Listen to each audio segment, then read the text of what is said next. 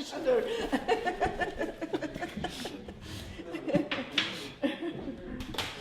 a wonderful blessings we all have for having to. We'll see for opening your beautiful home to us again, and providing this wonderful breakfast and lunch. And thank you, all of you, especially people who are coming back after last week's marathon session. So amazed that it didn't drive you away. 4.5 solid hours.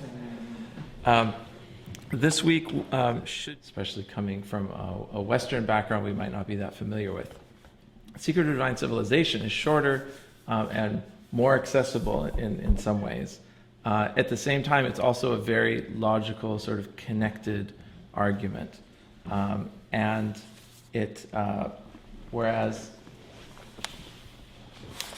well, it was, as we know, written by Abdu'l-Baha, but it was written anonymously, as was the other longest work by Abdu'l-Baha.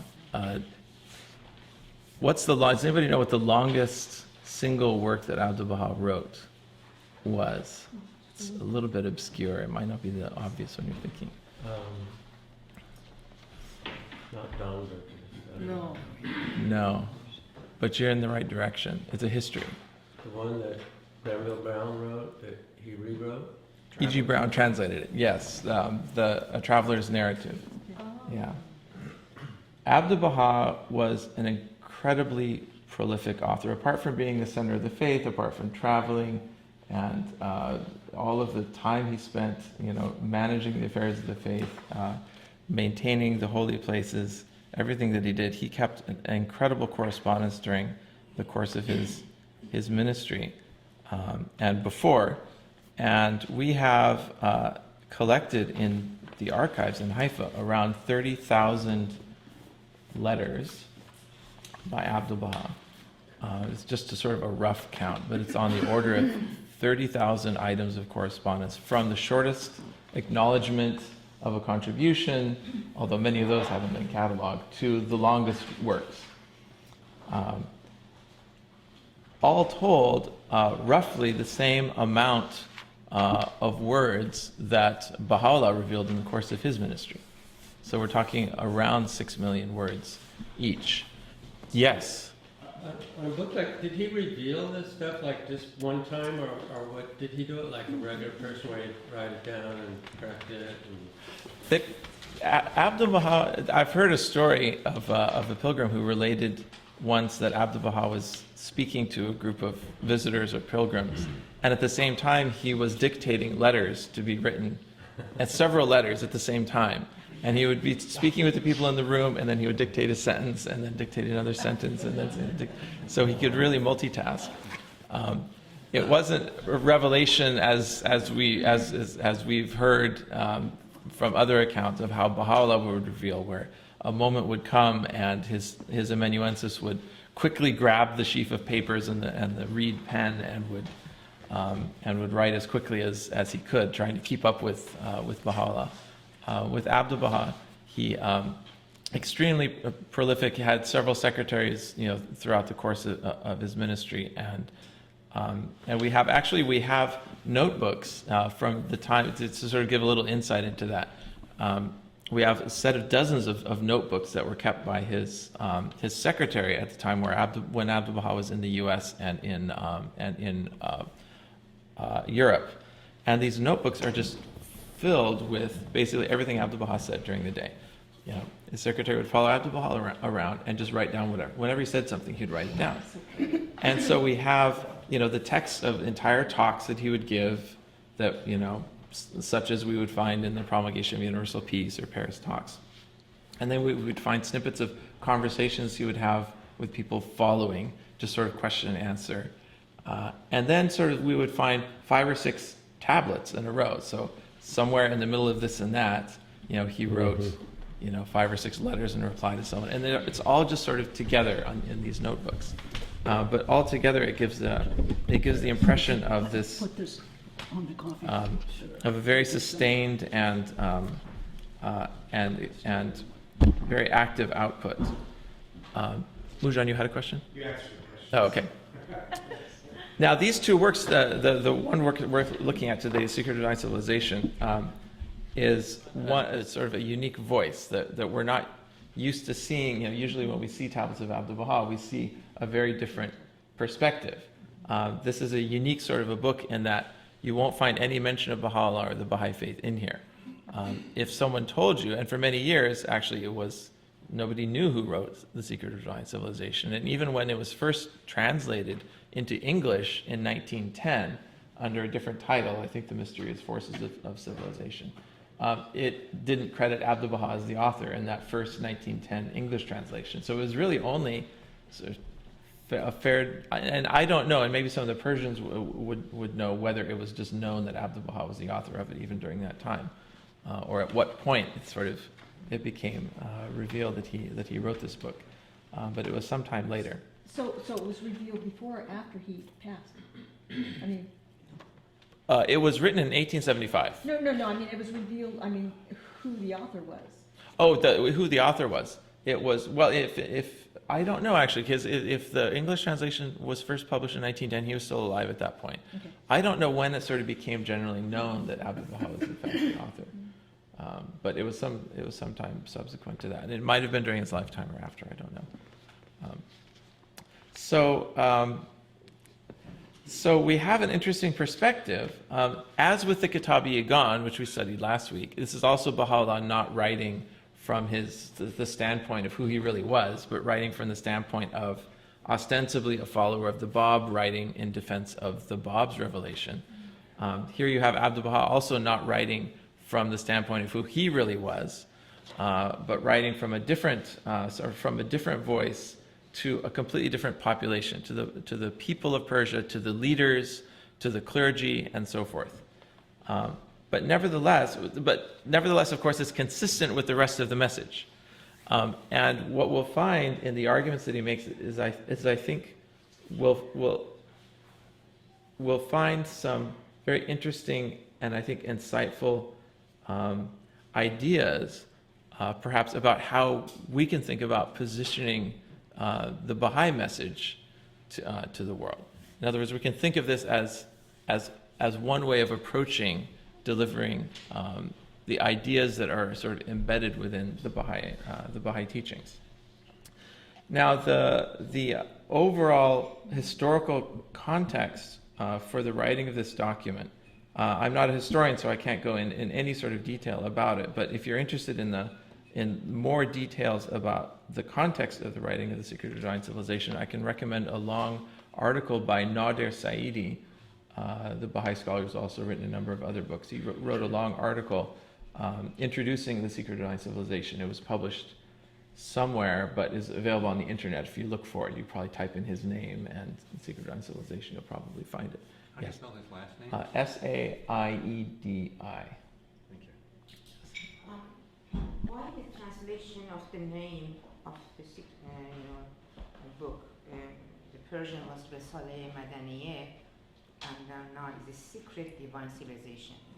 Why Yes. the translation was like that? I think the full title of the Persian is Asrarul, or the Arabic title, Asrarul Ghaibiyeh fi Asbabul Madaniyeh. What was that? I think that's the full title, is Asrarul Ghaibiyeh fi Asbabul Madaniyeh. Yeah, Ghaibiyeh. And Fi Asbabul Madaniyeh. So literally, you would translate the title as the hidden secrets in the causes of civilization. So that's a more literal translation of the title. So Asrar fi Ghaibiyeh, Ghaibiyeh fi Asrar Madaniyeh. Fi Asbab al-Madaniyeh. Actually, I think I got the spelling of Nader's name wrong. S-A-S. Does anybody know how to spell? S-A-E-I-D-I. S-A-E. Anyway, you'll probably find it. Yeah. Could you repeat? I never get the vowels straight. What was the translation? The hidden secrets? The hidden secrets in the causes of civilization would be perhaps the most literal way of translating it. And it got rendered as But why The has been secret message. said secret? Why does it say secret? So what secret? Yes. So, well, that's an interesting question. Nader Saidi actually talks about, sort of parses the title and gives his idea about it. And as I recall what he said, he said Abdu'l-Baha was being a little bit coy, and that he himself was the secret.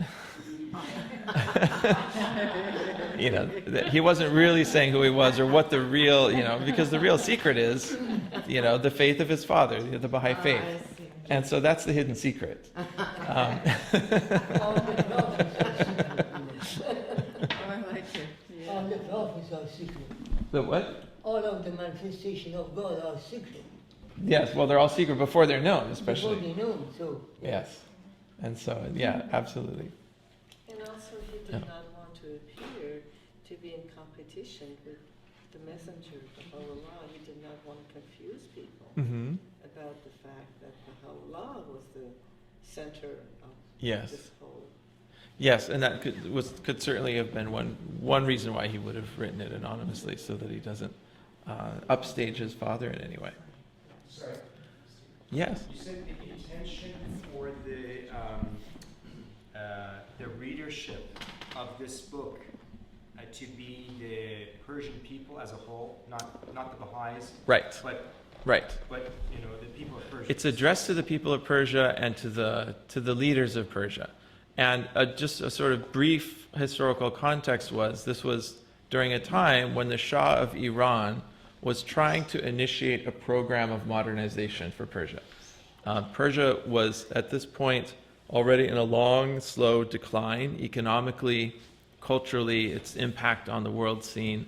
The Shah was starting to look to the West and see, well, what are they doing in the West? How can we bring some ideas, processes, down to the nuts and bolts, manufacturing, Western style, sort of liberal parliamentary reforms and so forth. So he was looking to the West to find ways of rejuvenating the land of Persia, and he was experiencing a lot of resistance.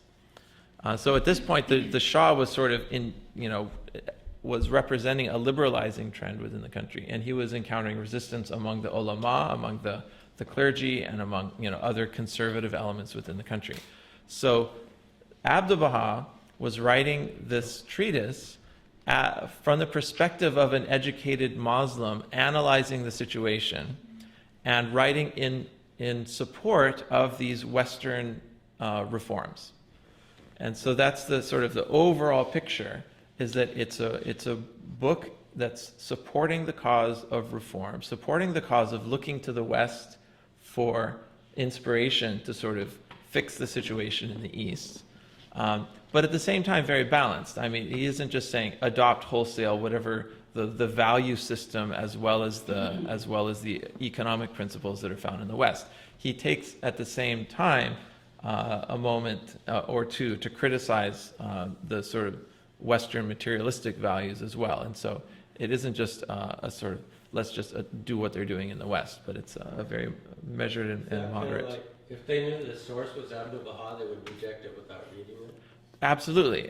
If he had identified who he was, I mean, this obscure and wayward sect, Abdu'l-Baha writing in exile, not even in Iran at the time. He's been outside Iran for it's 1875 for 25 years. What could he know about what's going on in Iran? And so writing it anonymously. And there's a long tradition of doing that. I mean, even up to this day. Sometimes authors, rightly or wrongly, believe that they can make a point that they have to make better if they do it anonymously. So, in other words, Abdu'l-Baha knew what he was doing.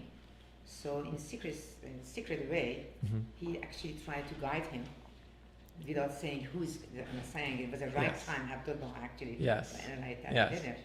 And if one follows his instructions, and if one really reads between the lines and sees what he's saying, then one would ultimately be led then towards, I think, an understanding and ultimately an embrace of the Baha'i message. But he has to sort of set the foundation. Similarly to the Kitab-i-Igan. If one follows what Baha'u'llah is saying in the Kitab-i-Igan, and is proof of the Bab's mission. Plus all of these hints that Baha'u'llah himself was throwing about his own approaching declaration. You can also see the Kitab-i-Yagan is preparing the way for Baha'u'llah's own faith.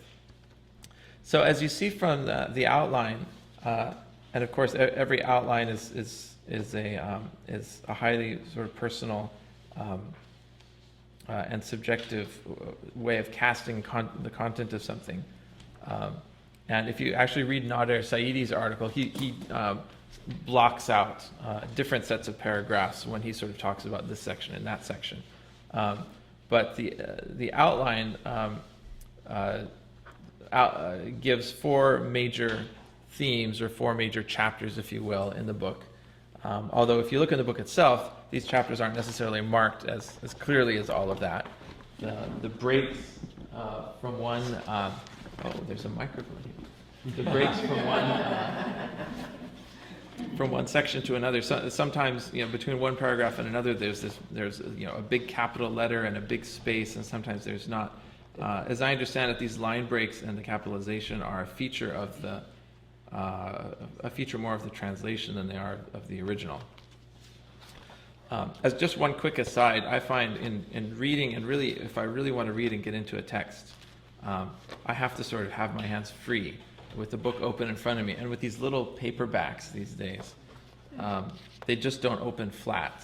And so my solution is just cutting off with a razor blade the spine, and then punching it and sticking it in a two-ring binder.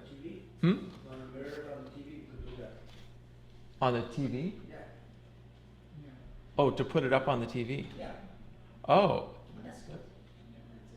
Well, Oh, you mean you have a way of projecting page by page? Does everybody have a copy of the book? No. Not everybody has a copy of the book. Well, we could do that, yeah. If someone wants to be in charge of sort of...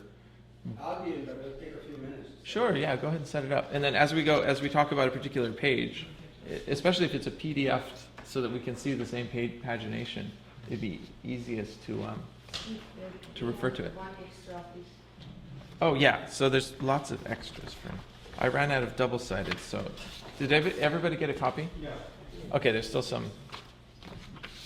Do people need papers? Oh, I need It's two... one more. One more, yeah. This one. Okay, one more of the second page. Thank you. All right. one more? Another. Okay. Let me...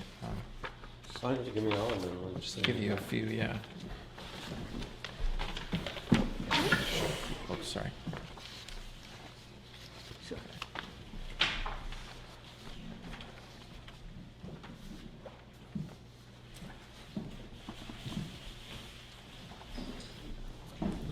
So you can see from the outline that Abdu'l-Baha is talking after an exordium. A few introductory paragraphs, he launches into this question about the importance of modernization, and then you see that sort of the biggest chunk of the book is a discussion of the qualities of the spiritually learned, and then he talks about religion, as the source of true civilization, and ends by talking about education and reform.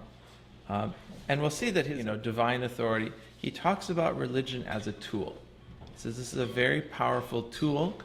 It can be used to the wrong ends, it can be used for the right ends, and if used for the right ends, it has this amazing effect on civilization. And so Abdu'l-Baha's overall approach to the secret to divine civilization and is ultimately religion, but the way he approaches religion and the way he justifies it is from a very sort of practical point of view, not a mystical point of view. Oh, it's very interesting. Okay, so as you have them, please feel free at any point to jump in with questions or comments or side discussions. But I think the best way is to just start with our first. All right. Start with the apostrophe. The exordium, rather. The exordium is the first few paragraphs. It's typical of any sort of treatise written in an Islamic context to begin with a few paragraphs in praise of God. Usually it's a three-part thing, and just about every treatise written, sort of learned treatise written in Persian and Arabic will begin first of all with the praise of God, and then praise of Muhammad, and then praise of his family, and then you get to the point. It's sort of and part of that. The point of the exordium is it provides the author a moment to sort of shine and show how they can, how can you, because everyone knows what you're going to do. Everyone knows what the first three paragraphs are, but it sort of gives you an opportunity to see just what sort of literary fireworks you can produce. How beautifully and differently can you put the same thing. Baha'u'llah here in the exordium doesn't begin in praise of God and Muhammad and his family as you would expect traditionally. He begins with a praise of intellect and wisdom and the power of the mind.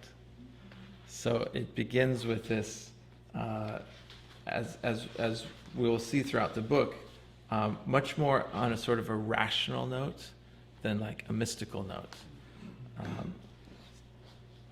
Of course, he gives in the opening sentence praise and thanksgiving be unto providence that out of all the realities in existence he has chosen the reality of man. So he refers to God, alludes to God, but it's really more about man and the power of the mind that's the ultimate focus in the beginning. This power of mind, the explanation is that how far a man can actually advance. Yes. I mean, the power of the mind in the context of its ability to produce in the world the sort of the practical instrumentation for the betterment of life in the world. Capacity Yes. of the man. Yes. Honored it with intellect and wisdom, the two most luminous lights in either world. Through the agency of this great endowment, he hath in every epoch cast upon the mirror of creation new and wonderful configurations. If we look objectively upon the world of being, it will become apparent that from age to age, the temple of existence has continually been embellished with a fresh grace and distinguished with an ever-varying splendor deriving from wisdom and the power of thought. So it's a very interesting sort of thing to start with.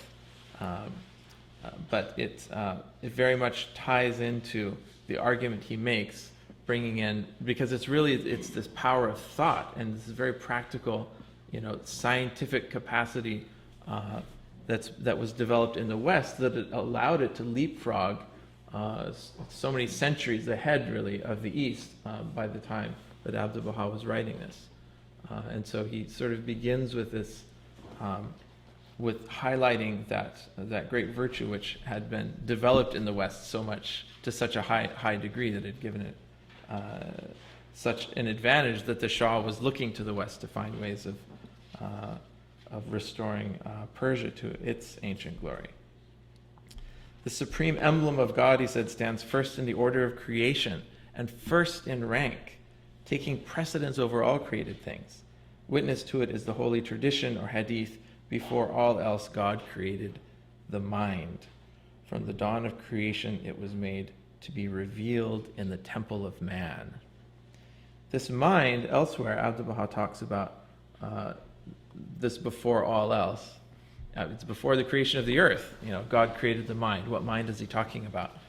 In some answer questions, Abdu'l-Baha talks about this first mind, or elsewhere, what he calls the first will, which has also been translated as the primal will. I believe Mashiate Avaliye is the primal will, which elsewhere, this is one of these interesting sort of metaphysical side notes. The primal will has elsewhere been called the Logos. And Christians are very familiar with the concept of Logos from the opening sentence of the Gospel of John. Does anybody know what that opening sentence is? In the beginning, that one? In the beginning. God created. In the beginning was the Word, Oh, and the Word there is logos. In the beginning was the Word, and the Word was with God, and the Word was God. And the Word became flesh and dwelt among us. So there's, it's a very ancient idea that the first principle of all things, of course, God is ultimately the first principle, but that the first thing that was created was the Word, the Logos, the Word of God, the primal will. And it was created through this act of will, which is why the Logos is identified with the will. You could actually compile a very meaty volume just on this topic in the Baha'i writings. The Word is uttered through the will of God, the will, and it's God's will to be known that he utters this word. What's being willed? It's I loved thy creation, therefore I created thee. We know what that primal will is because the hidden words sort of tell us about this primordial love, this primordial desire and will. And so it's a desire to be loved. So there's a circle. So God creates so that he can be loved. And the creation is an arc of descent, and the being loved is an arc of ascent. The creation, this word, this logos, which is uttered by this primal will or first mind, is the Bab tells us. Well, not just the Bab parses it for us, but the word in Arabic, the word be, and God said be, and it was. In Arabic, this word is kun. K-U-N. It's really two letters. The U is a short vowel, and it's not written in the Arabic script. So it's a kaf and a nun, comprised of two letters. The Bab has written a tablet where he describes what the kaf and the nun represents. He said the kaf is the father of all things, and the nun is the mother of all things. So he says this principle of the male and the female is primordial. It goes and it's manifested in the world in biological creation. But the idea of there being two principles which are equal but different is sort of goes all the way back to the kaf and the nun of the initial word that brings creation into being. Sorry, God created man in order to be loved by them and worship him. Right. That was the purpose of the creation. Well, that's what Baha'u'llah, yes, and that's what it says in the hidden words. I love thy creation, therefore I created thee. Sorry, so the Qanun you said was the word in Arabic? Kaf and nun. Kon is the word. Okay. Kon, I mean, it's the imperative be. Sorry, what is the actual definition? Be. B-E. Just be. Yeah. Okay. Yeah. It's a weak middle radical in Arabic. Just about every word in Arabic, the great majority, have three letters to them. And it stands for what? Be stands for what? Being. I mean, kind of. It comes from. Sorry. You said be. B-E. Okay. Yeah. So it stands for. It stands for? Yeah. What do you mean? What is this? Oh, you mean the kaf and the nun? No, the be. The be. What do you mean be? To be. He's asking what is being? Being exists. Being. Yeah, to exist. I mean in reference to Being, the word, existence. right? It was Yeah. You're thinking. Oh, you're thinking I'm talking about the letter B. No. No.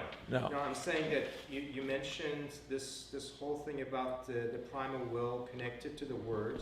Yes. And then the next thing you brought up was the kahun. Right. So that word, that primal word, in Which in a metaphysical sense, is the word be.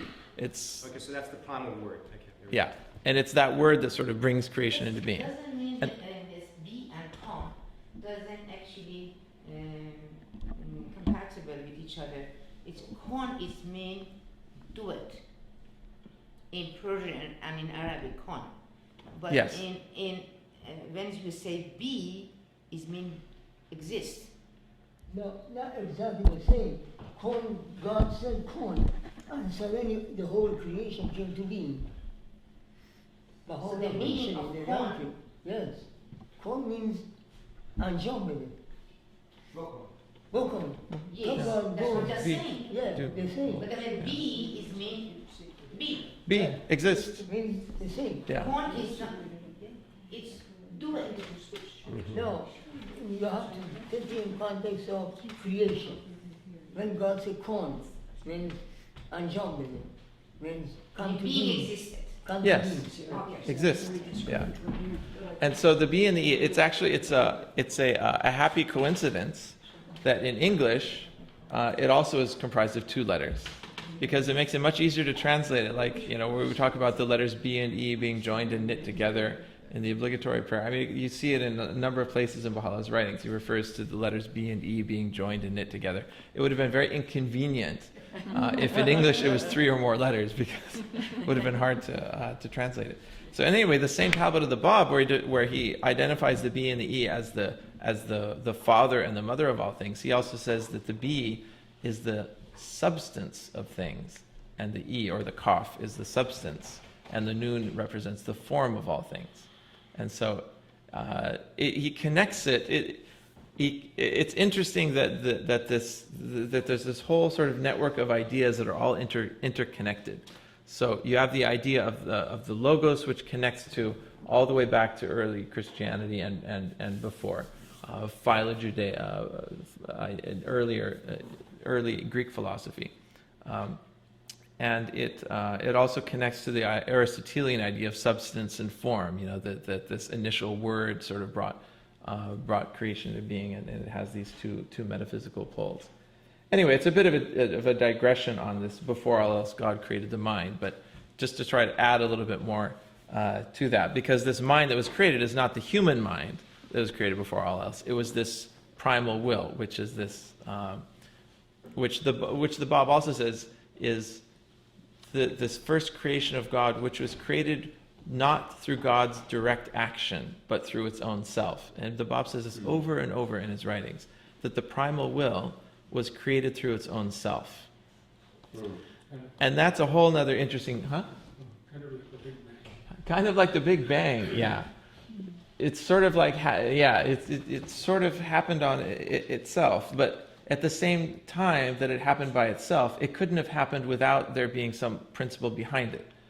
In other words, the Big Bang may well have come into being through some random fluctuation, sort of the latest cosmological theory, but it couldn't have come into being if there wasn't some structure of laws that, you know, if the laws of physics weren't somehow there prior.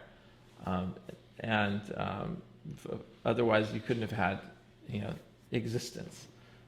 And so in a similar sort of a sense, you know, the primal will is that sort of ultimate cause. It came into being through itself, but at the same time it's dependent.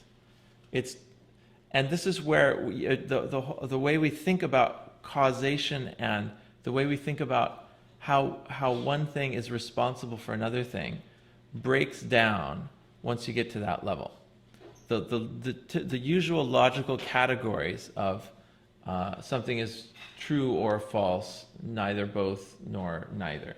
The logical category, you know, that something exists or it doesn't exist, that every effect has a cause. You know, what we assume holds the universe together and what gives structure and coherence to the world around us.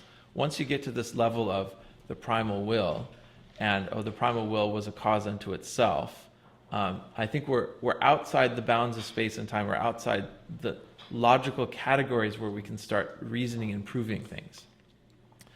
You might then ask, well, then why do we try to prove God's existence? If realities at this level and beyond cannot be logically proven, then why do we have logical proofs for God's existence scattered throughout the talks of Abdu'l-Baha, for example?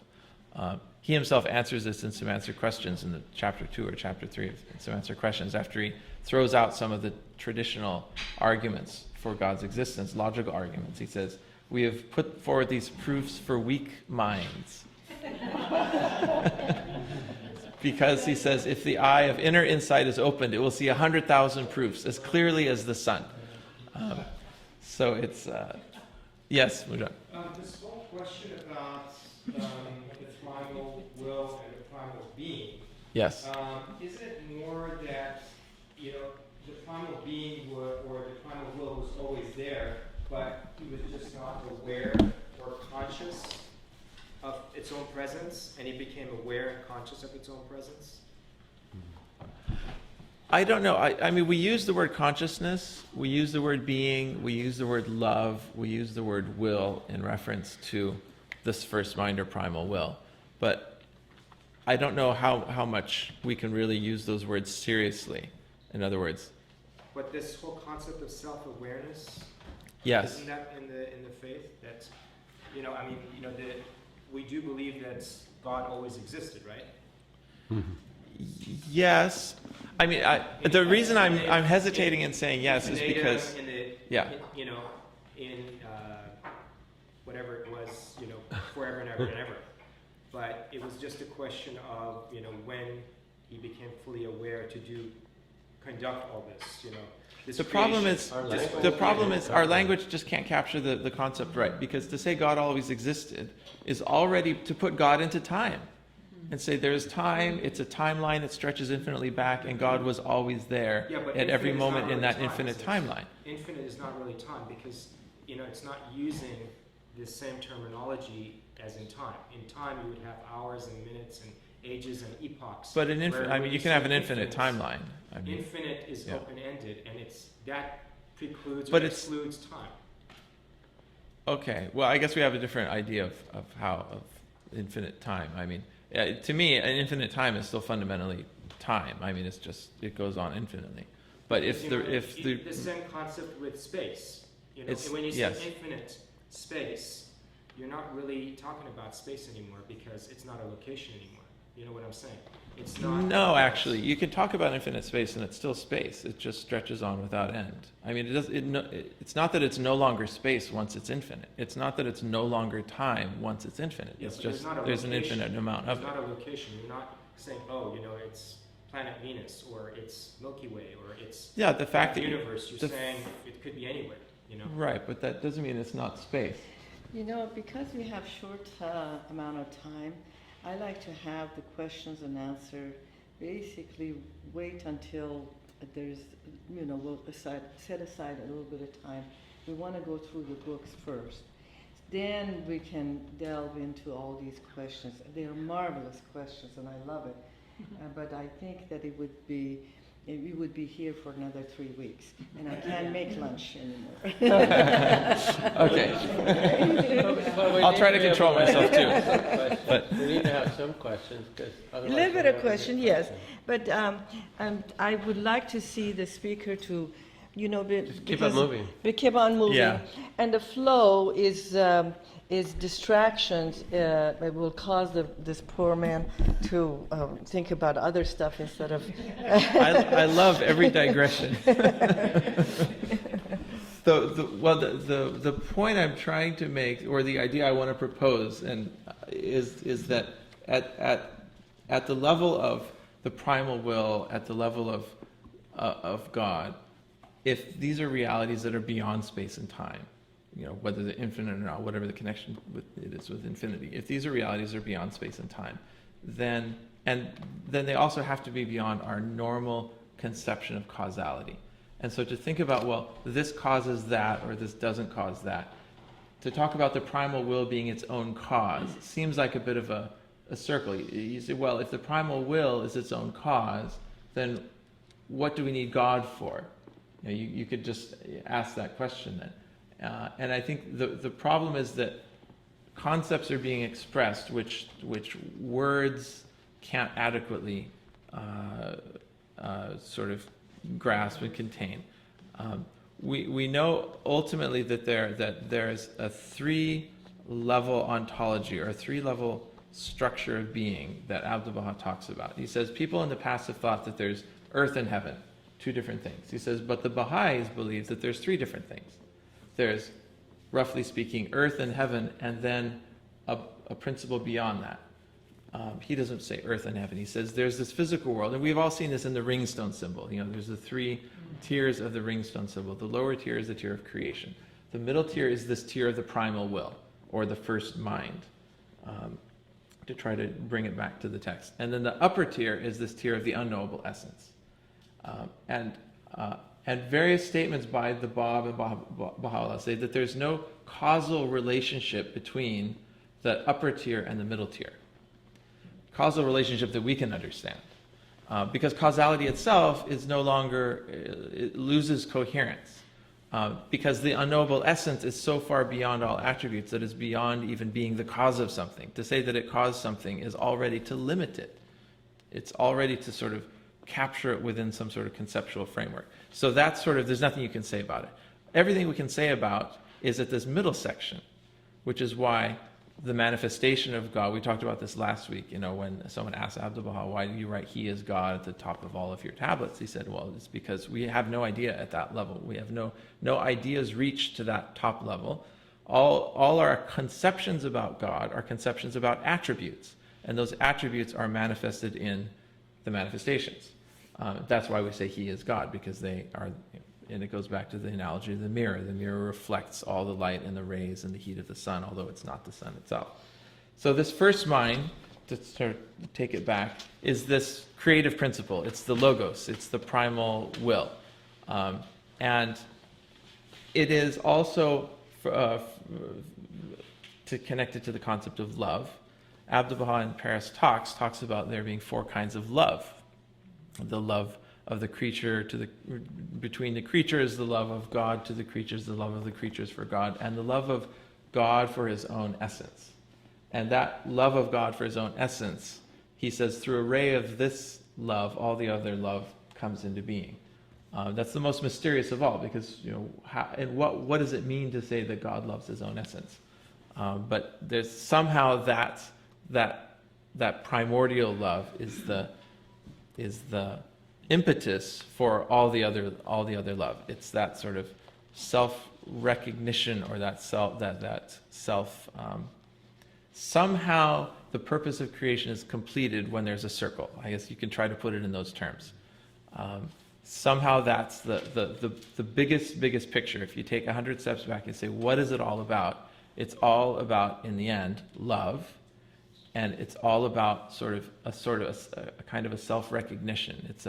It's a love for a creative principle which is within, and that goes for sort of the human sort of mystical path, as where Baha'u'llah talks about, turn thy sight unto thyself that thou mayest find me standing within thee. There's that sort of a mystical path inwards where you realize that what the source of your creation is, but also in this very sort of metaphysical level which we have no real access to, but Abdu'l-Baha sort of throws it out for us in Paris Talks. He said there's also this sort of love of God for His own essence.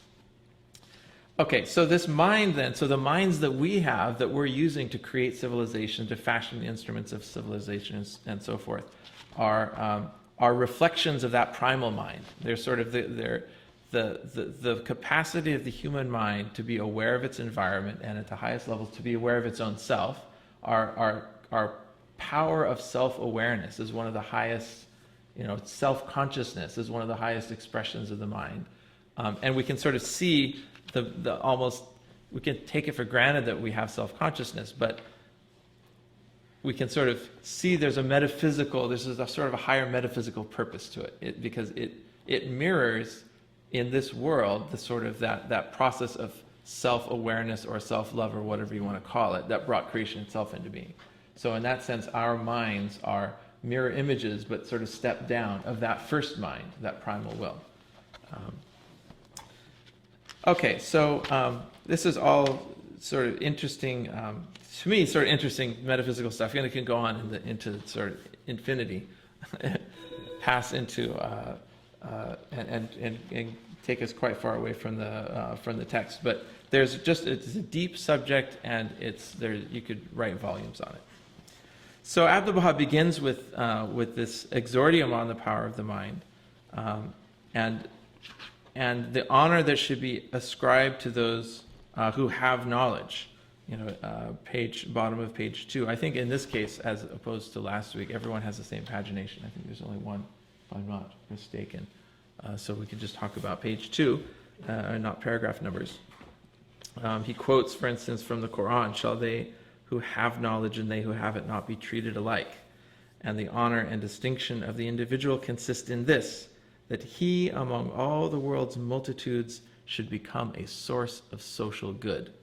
That statement here is one of the, I think, a key statement which we find now unfolding in the Baha'i community today, and what the Baha'i community is trying to do, trying to create communities that aren't just self-referential, that aren't just tending to their own needs and concerns, like many religious communities that have a congregational mentality, but we are completely oriented towards being a source of social good. How can we transform our neighborhoods? How can we be in the world and exert a positive influence? And of course, this is here a sort of, maybe this was actually written before Baha'u'llah wrote the Tablet to Manakshi Sahib, where he said something in a very similar vein, when he said, "Be anxiously concerned with the needs of the day in which ye live, and center your deliberations on its exigencies and requirements." Also sounding this note of social consciousness, of social awareness, which is, I think, really one of the keynotes of the Baha'i faith, that the path of spirituality, the religious path, whereas in ages past could have been interpreted as a very individual or almost self-centered path. You can go on and have your spiritual experience on the mountaintop or in an ashram or in a monastery, and have your fully, your full spiritual purpose for creation is realized once you recognize and love God, which is just something that happens sitting in your own room. And Baha'u'llah has taken this and said, actually, our purpose, of course, is to know and love God. That's what we say in our short obligatory prayer every day. But that purpose is not achieved by just sitting in your room by yourself. The purpose of knowing and loving God, how do you know and love God? It's through knowing and loving other people. It's through serving other people. By recognizing that spark of the divine that lies within others as well. Where was that, be concerned, where is that from? Quoted from? That's quoted in a well-known tablet of Baha'u'llah called the Lohe Manakshi Sahib. It's found in Gleanings, quoted in Gleanings, which is really a compilation of Baha'u'llah's tablets from various sources. The original tablet in all its context can be found in the Tabernacle of Unity, which is the most recent authorized publication of translation of Baha'u'llah's writings that was published about 10 years ago by the Baha'i World Center. So we're sound, and this note of being a source of social good, of social awareness, is something which undergirds the entire volume of Secret Divine Civilization. It's in that practical note that Abdu'l-Baha is looking not at the sort of the mystical nature of religion, but at the very practical nature of religion. He's saying we need to improve life on earth, and religion is one tool that we have to do that. It's a source of social good. Is any larger bounty conceivable than this, he goes on, that an individual looking within himself should find that by the confirming grace of God, he has become the cause of peace and well-being, of happiness and advantage to his fellow men. Know by the one true God there is no greater bliss, no more complete delight. That just sums it all up. It sums up both the social component, but also the mystical, because it's through looking within oneself that one finds that one can become this cause of peace for others. Okay, so then we switch gears from page 3. To page 4? To page 4. No, we're on page 3. How long shall we drift on the wings of passion and vain desire? How long shall we spend our days like barbarians in the depths of ignorance and abomination? So he's beginning his apostrophe to the Persian people of Persia. He's encouraging them to promote social consciousness and civilization. He refers to the sort of wretchedness of the present day. He's addressing directly from pages 6 through 9. He refers to the Shah on page 5 and this program of modernization that he was bringing about, and he's writing here in defense of this program. And in pages 6 through 9, he addresses the people of Persia directly. So he speaks in very positive terms about what the Shah is doing, and then at the bottom of page 6 he addresses the people of Persia, refers to their glorious past, the civilization of ancient Persia, which rivaled and at times eclipsed that of the ancient Greeks, and of course the the rivalry between ancient Greece and ancient Persia is a matter of history as well as mythology. But so it refers to this great past that the Persian people had, their dark present, relatively, now that they've been in turn completely eclipsed by the civilization of the West, and issues a call for them to arise. So that's sort of giving a context for the points that Abdu'l-Baha begins to make, starting on page 10, which is an argument which will take us basically from page 10 to 32 for the importance of modernization. Are you in a different book? So page 10, the first paragraph on page 10 should say today throughout the 5 continents. Are you on the same? You have a different pagination. In the book of Surgery? No. Secret of Divine Civilization. It's okay, we have it up here. Oh, is tracking? I'm not tracking exactly. Okay. Your pages are different than his. Oh, okay. So we're having a hard time finding. I have no idea what. Oh, okay. I'll try to. Yeah, begin with the first sentence of the paragraph that will help. Yes. So the first sentence that we're on now is today throughout the 5 continents of the globe.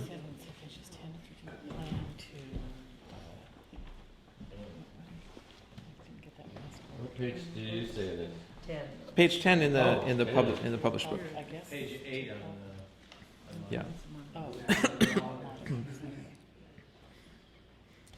So Abdu'l-Baha talks about the civilization in the West. And he says, look, they weren't always this advanced. He said, they used to be the most savage of the world peoples, the most ignorant and brutish, stigmatized as barbarians, rude and uncivilized. He said, for in the 5th century after Christ until the 15th, that period defined as the Middle Ages, those weren't great times either, he says. And it's really been only fairly recently on the world historical stage that the West has come to such great prominence. He said the basis of Europe's progress and civilization was actually laid in the 15th century of the Christian era. And from that time on, all her evident culture has been under the stimulus of great minds and as a result of the expansion of the frontiers of knowledge and the exertion of energetic and ambitious efforts in the process of development. So that is as contrasted with, it's mentioned in the context of the Shah in page 10 and 11, how the Shah is sort of noticing this and trying to bring from the West certain ideas to benefit the people of Persia. So he What was that? Sorry? Which Shah? Which Shah in 1875? Muhammad Shah. Nasser ad-Din Shah, wasn't it? I think it's Nasser ad-Din Shah. Yeah. Yeah. No, Yeah. Nasruddin Shah. Yeah. 1875. Nasruddin Shah was not alive. No, Abdu'l-Baha was at the time of the Reza Shah. beginning of Reza Shah. Yes. They started from Reza Reza Shah. Shah was the one who was to Yeah, what do they the, did. change the. Muhammad Yeah, but Reza Shah What's came the Reza in Shah? this century. This was written in 1875. When did Nasser ad-Din Shah die? Didn't he live a long time? Long No, time. Nasruddin Shah, he was shot. But later, I think. Nasruddin Shah didn't do anything for Persia. I mean, he So was this had to have been Reza Persian Shah. Well, document. someone asked Siri, who's got. Just check and see when did Nasruddin Shah die.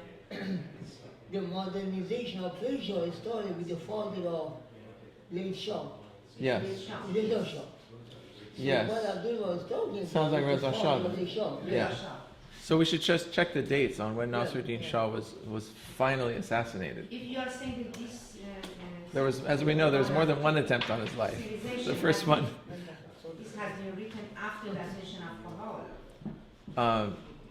No, this book was written in 1875. So way before Reza Shah. Before that. Way before. Then it shouldn't be Reza Shah. Reza Shah was in this century. This can be answered very. No, 1940. 20. Let's get our Shahs clear here. Partial dynasty didn't do any modernization in Europe. Okay, here it is.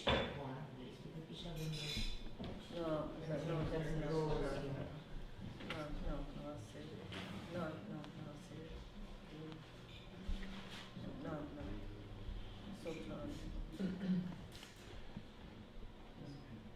Reza Shah was coronated in 1926. Yeah, you see. Suicidal shot, maybe. But he was king before that. No. Or maybe Muzaffar ad-Din Shah? Maybe it was Muzaffar ad-Din Shah. No. Yeah, I think Muzaffar ad-Din Shah. Who was after Nasruddin Shah? It was Muzaffar ad-Din Shah. Nasruddin Shah. It was even before him, because Muzaffar ad-Din Shah, 1896 to 1907. Then it's Nasruddin Shah. It was Nasruddin Shah, yeah. Then it's Nasruddin Shah. What was the date? 1848 to 1896 was his reign. So this was directly in the middle of Nasruddin Shah's reign. Yes, correct. So he must have had some, because he wasn't known as the Shah that brought reform. So he must have had some abortive attempt. Again, I don't know the history, and so I can't say anything more than what's in Wikipedia. But France and, give some sort of idea. That was the beginning. yes, Beginning he of- asks a series of rhetorical questions that go on really for paragraphs. Says, do not these new systems and procedures, these progressive enterprises, contribute to the advancement of these countries in the West? Were the people of Europe harmed by the adoption of such measures, or did they rather by these means reach the highest degree of material development? Is it not true that for centuries the people of Persia have lived as we see them living today, carrying out the patterns of the past? Have any discernible benefits resulted? Has any progress been made? He goes on in this vein. In the next paragraph, let us consider this justly and without bias. Let us ask ourselves, page 14, which of these basic principles and sound, well-established procedures would fail to satisfy our present needs, or would be incompatible with Persia's best political interests, or injurious to the general welfare of her people? Would the extension of education, the development of useful arts and sciences, the promotion of industry and technology be harmful things?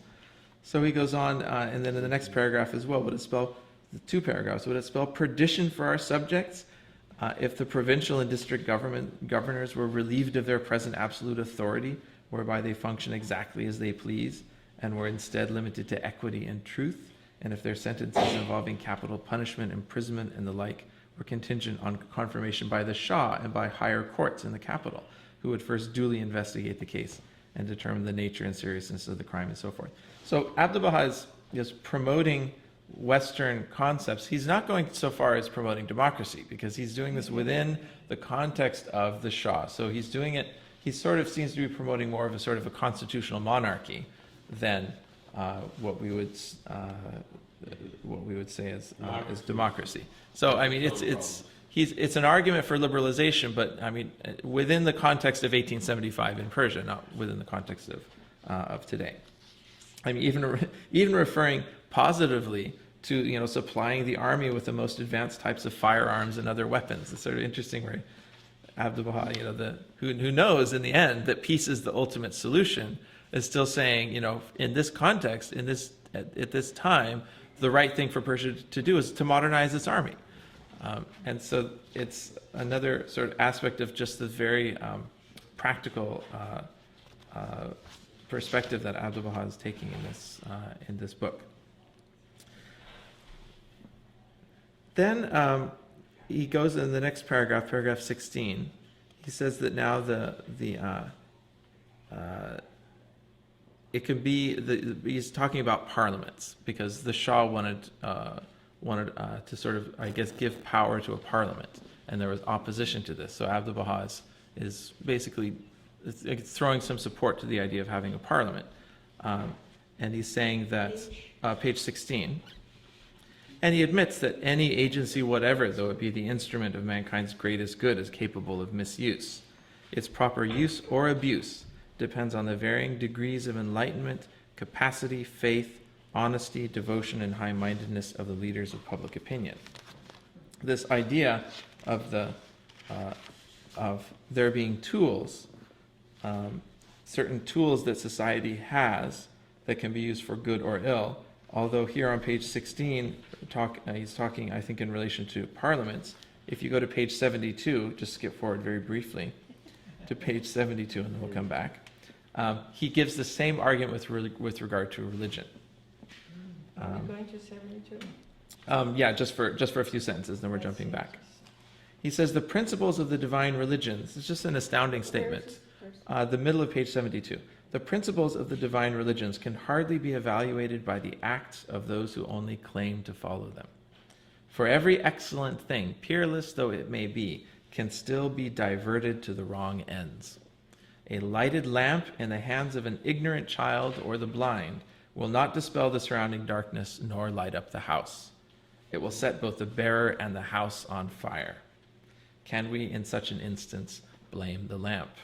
No, by the Lord God.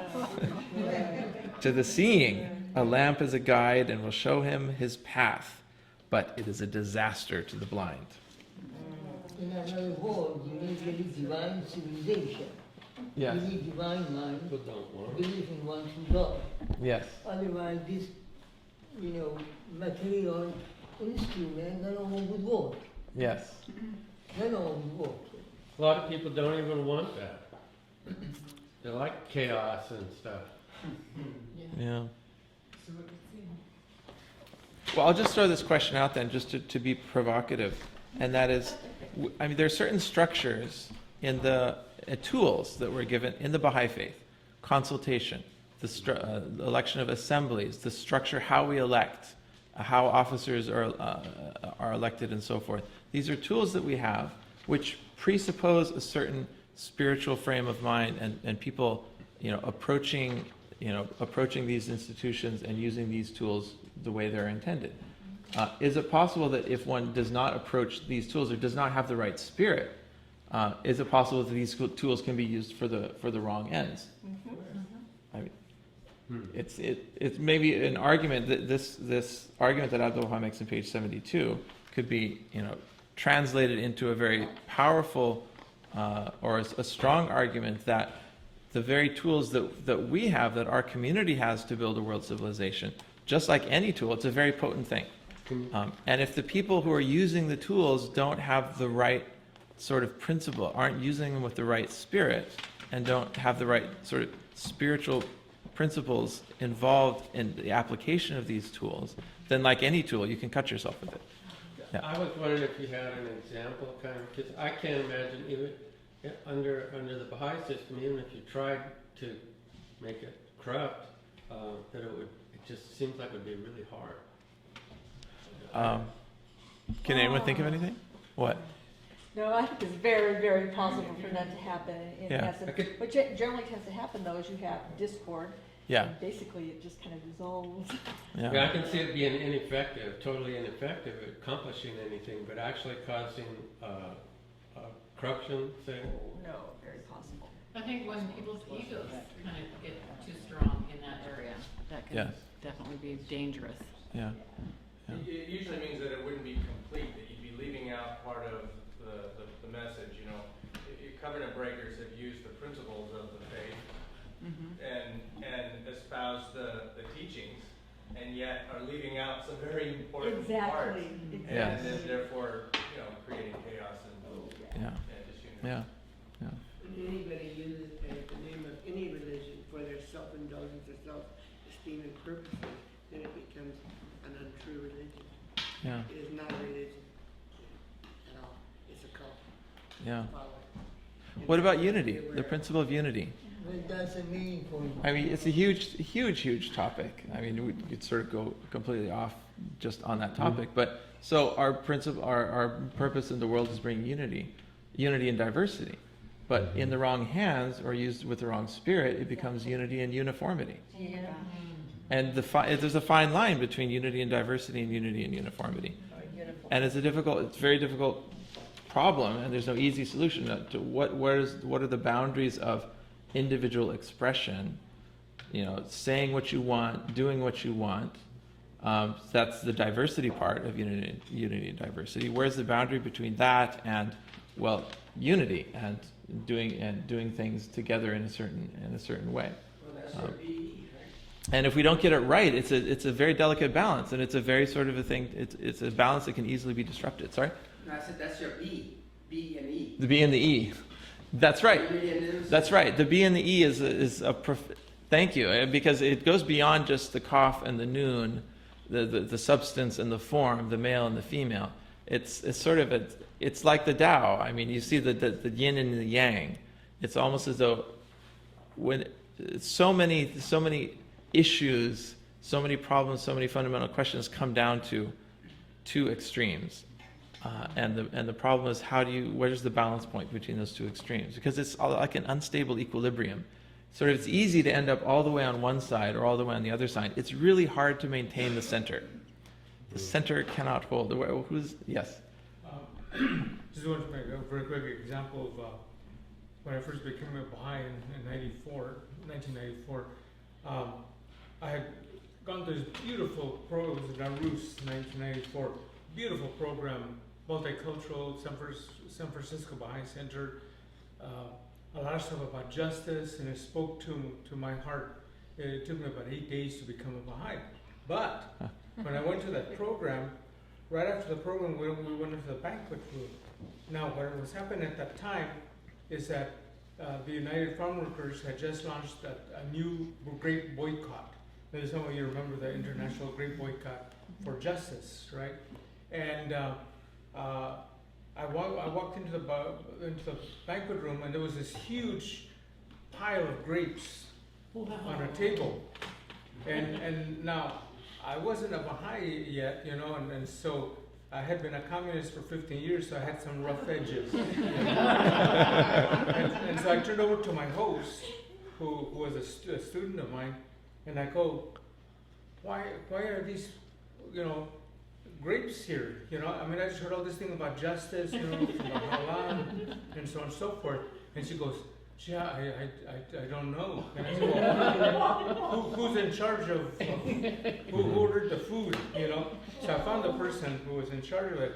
And so I asked him about this. And then he says, well, in this tone, we don't believe in boycotts. They're divisive. And so I turned over to the host and I said, this seems like same old, because I looked at other possibilities after trying to be an atheist, for 15 years. And I said, I can't stay here. So anyway, I started walking down these long stairs to the street. And then I thought, well, in every movement I've been part of, there have been those that walk the walk and those that just talk. So,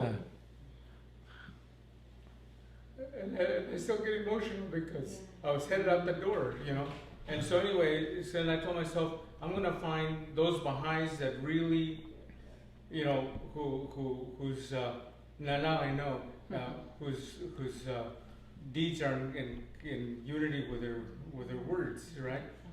And so then I looked ahead of me, and down the stairs was the Baha'i Book Center and the bookstore. So I went to the bookstore instead of the street.